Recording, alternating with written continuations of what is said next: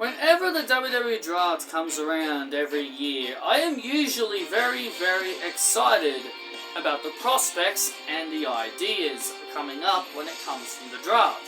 We could be seeing some superstars changing shows, you know, some people like maybe the Bloodline moving to Raw, LA Knight maybe moving to Raw, maybe even Cody Rhodes or the Judgment Day moving over to SmackDown, you know, some new fresh matchups and all that. Fresh matches and fresh matchups and lineups for how things are going to go. So,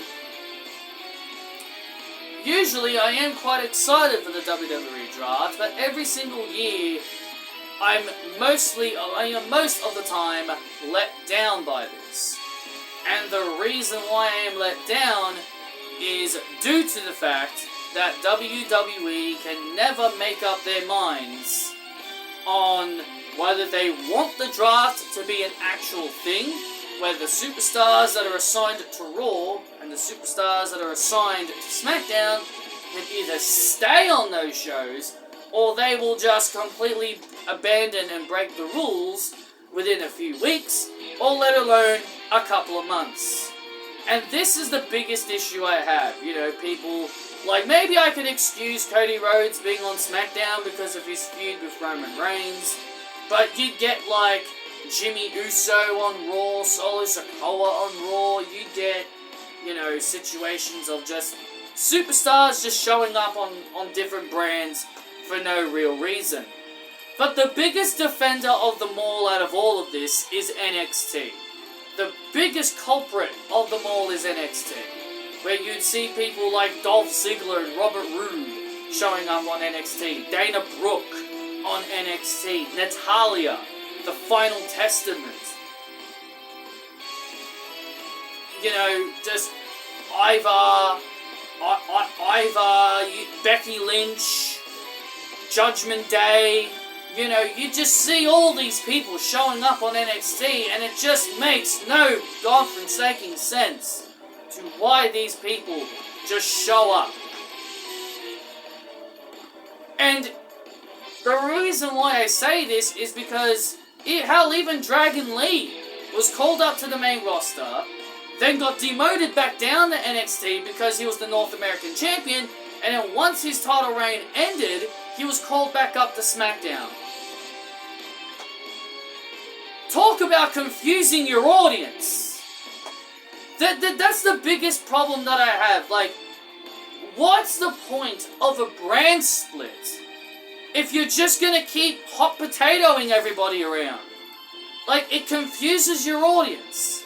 It confuses the audience. People will not know what show that they're on. Yeah, sure, you got the website. Oh, they could always just check the website, but that wouldn't make any sense.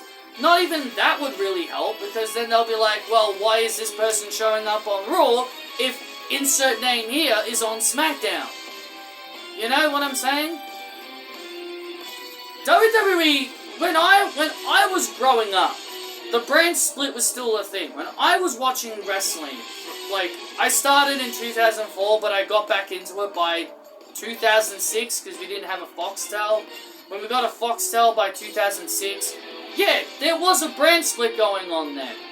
And the brand split came to an end roughly around about 2011. Where they did that whole stupid thing with the randomizer thing that they did. They had that randomizer, which, by the way, that was a cool concept. I think they should bring back that concept. But they probably won't bring that concept back, because then they will rig it again, like what they did with 2011. Which is probably why they don't use that concept again, because the last time that concept was used, they rigged it to having John Cena drafted to SmackDown, and then at the end of the show, at the end of the draft event, they ended up having John Cena back on Raw, by drafting him back over to Raw. So they completely rigged the whole thing. By having John Cena drafted twice, which made no sense. So that is why they ended the draft, because they completely rigged it. They completely rigged the whole thing and basically exposed their little draft system, their little randomizer system. And that's the thing I hate the most about it. And so from 2012, from 2012 to 2013, 2014, and 2015, and then the first half of 2016 before they brought it back in July. In 2016, when they brought back the draft in July, it was fine during those early periods because their rosters weren't that massive. Back then, their rosters weren't humongously big as it is today. When you look at their rosters back then and compared to it now, it wasn't that big. It wasn't that big back from 2011 through 2012, 13, 14, 15 to how it is now. To how it is now compared to back then, it's a big major difference. So ending the brand split during that period was fine because there wasn't a lot of superstars they had. They didn't have a lot of superstars. They were able to at least fill everybody in on both shows, and things were perfectly fine. But then when the rosters started getting bigger again from 2015 and even through 2016, because NXT was starting to become, more of a thing, because NXT was starting to become more popular, and more superstars were coming in from NXT, and they had to bring people up from NXT to fill out extra space on the main roster. That's when things started to get a bit hectic, and they had to split the brands. They had to split the brands up to make it even. And I love the whole brand split concept. Having your own unique superstars only that you have on your show. It's great. It really is. But WWE throughout the years have gone out of their way to ruin it. Remember the wild card rule that they did in 2019?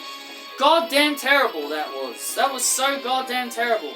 No one liked the wild card rules.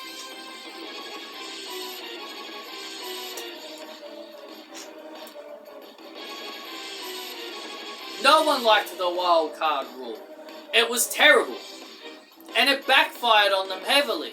They were trying to use the wild card rule as you will never know who will show up.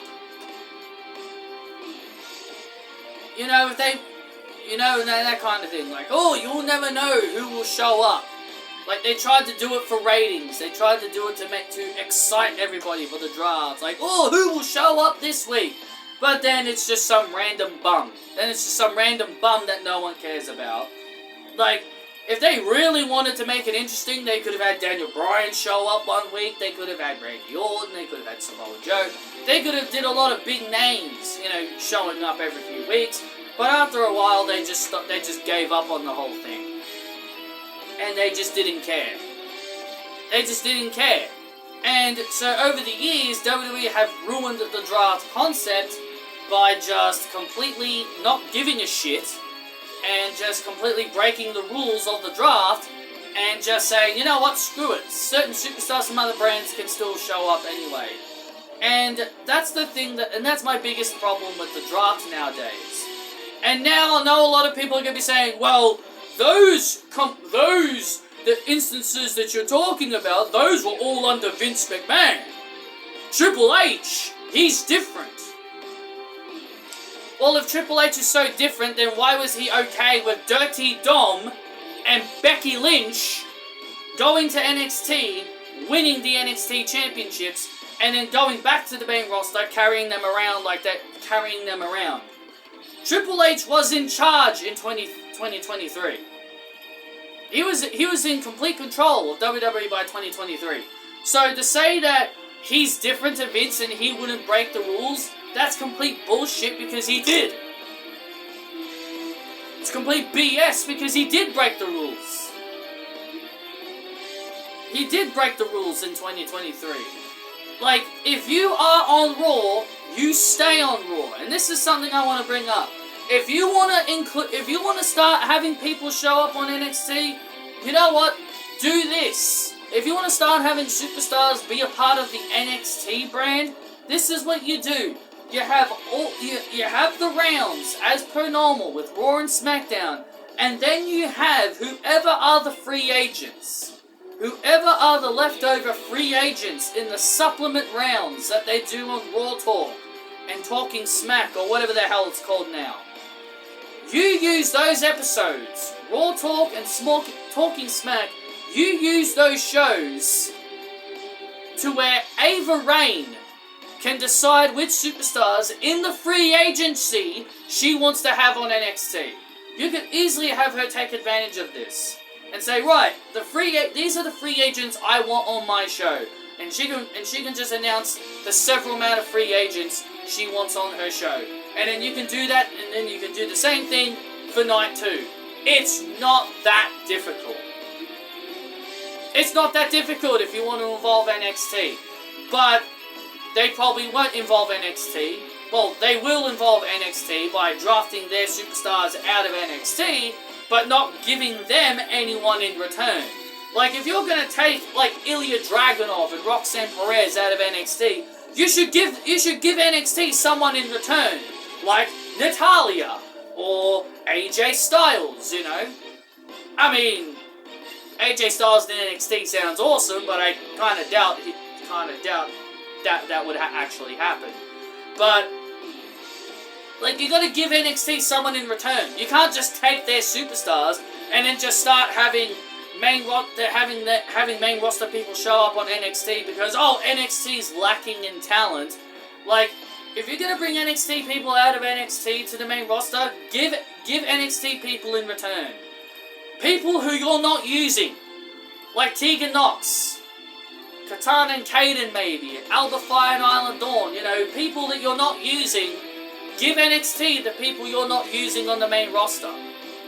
It's not that difficult and it's not that hard. So those are my that right there, my friends, is my major complaints about the WWE Draft. I do not trust Triple H at all on setting his rosters and leaving it as that. I guarantee you within a few months he will start allowing people to show up on NXT. He'll start allowing Raw people to show up on SmackDown. He'll start allowing SmackDown people to end up on Raw because we can't be consistent with the draft. We can't just have Nick Aldis, Adam Pearce choose the people they want on their shows and be happy with it. Like, they're the general managers, for God's sake. They should not be okay with superstars crossing boundaries and going to the other shows. But we'll just see what happens at the WWE Draft. So that's the end of this video, guys. Those are my concerns about the WWE Draft. And I will make one more video regarding the WWE Draft, and that'll be a video regarding what superstars would I like to see change shows, who would I like to see change shows, you know, superstars who could benefit from changing shows. And before I go, I've been asked about this quite a fair bit, and before I go, this part of the video is going to be me talking about something else. I have been consistently asked about this for a while, so let me quickly bring this up here before I end this video. At NXT Stand and Deliver, former New Japan Strong Champion and one of the biggest names in Japan made her debut at NXT Stand and Deliver on WWE TV, that being Giulia. Someone who was very well known in Japan. So Giulia has now signed a contract with WWE, and she's now a part of NXT, which she is a massive signing. Giulia is indeed a massive signing, so I'm excited for it. I've seen what Giulia is capable of. I've seen a few of her matches on Stardom, because I follow Stardom on YouTube. She's really darn good. So we'll see how she goes in WWE. And she was actually surprised that people knew who she was, which you know, she said that she was genuinely shocked that people knew who she was. So I'm interested to see where they go with her, and she is a big, massive signing. She's a big deal when it comes to Japan. I've seen what she's capable of. She's pretty good. So those are my thoughts on Julia signing to WWE. Thank you all for joining me. Hit that thumbs up, and I will see you all on the other side. And then you will reach the other side.